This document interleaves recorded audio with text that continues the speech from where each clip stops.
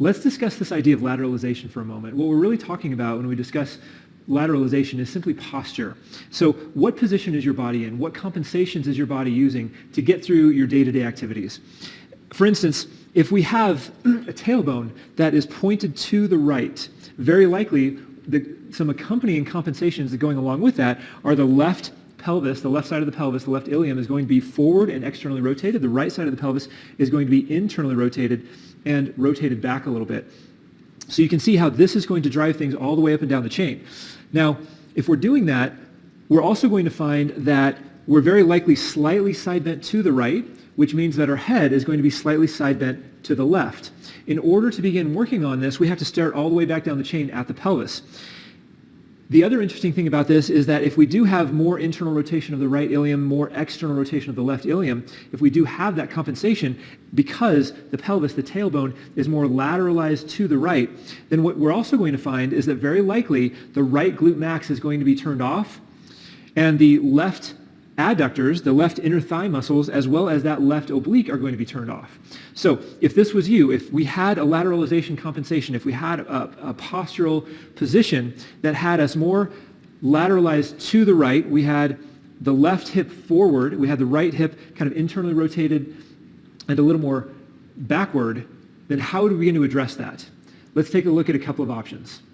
So remember, if we have a right lateralized pelvis, if that tailbone is pointing primarily to the right, we have that left ilium that is forward, externally rotated, the right side is back and internally rotated, that right glute max is likely going to be off. On the left side, we're going to have those left adductors that are likely going to be less engaged, as well as that left oblique, those left side abs. So what we initially want to do is compress that left side. Remember, that left side is forward and externally rotated. We're going to lay on our left side so that the floor can help us, along with finding our obliques, to pull that left side back and more internally into a more internally rotated position. On the other side, we're going to simply engage those glutes by reaching that hip forward as we breathe in, and then externally rotating through the hip to once again find those obliques and better centrate our lumbopelvic complex from this position back into midline. So the first thing we're going to do is simply lay down on our left side and find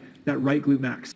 Remember that I need to find my left oblique in addition to my right glute max. So I'm going to use a towel to bring some more awareness to that so that I can use that breath to pull that left side back into midline, even as I'm working on finding that right glute.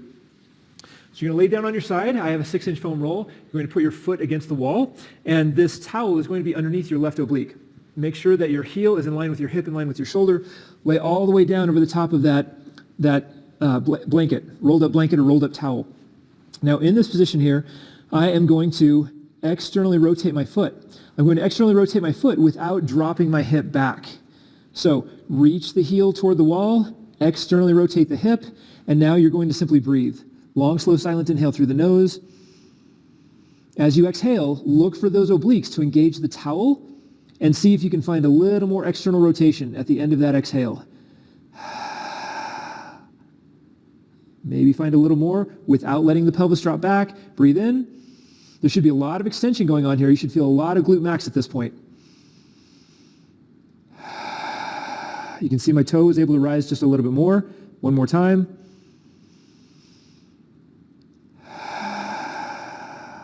Toe rises maybe just a fraction more.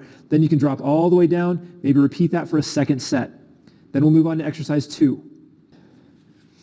Okay, so for exercise 2, very similar. We still want the same things at the pelvis. We still want to centrate our body, our lumbopelvic complex, compressing that left side and expanding that right side. We still want to find glute max. We want to find those adductors on the left side. We also want to continue to engage those obliques on the left side, which is going to help us, once again, pull us back to midline. So this time, I'm in the 90-90 hip position. Get down there a little closer. Make sure the shins are vertical. You can see I've got my feet raised. Both feet are raised. I've got this towel or blanket underneath my left oblique. Now, for this exercise, I am going to make sure that the inside edge of my foot stays against the wall. I'm not going to rock onto the outside edge of my foot. I'm going to reach that knee forward, that top knee forward. Now I'm in a position of expansion on that right side. I'm in a prime position to find that right oblique. I'm going to raise the top leg, In this position, if you keep your spine neutral and don't arch your back, you should be able to find that right oblique pretty easily. Now I'm going to coordinate my right glute with my left adductors along with my left oblique. I'm going to raise this bottom knee just 1 inch, no more, and then I'm going to exhale and find that left oblique. You're going to hold this position for 5 breaths. If you're able to, go ahead and repeat this 3 times. 5 breaths is 1 set for a total of 3 sets. Should feel a really good burn in that right glute as well as that inner thigh, that adductor. Long, slow, silent inhale, exhale, find that left oblique.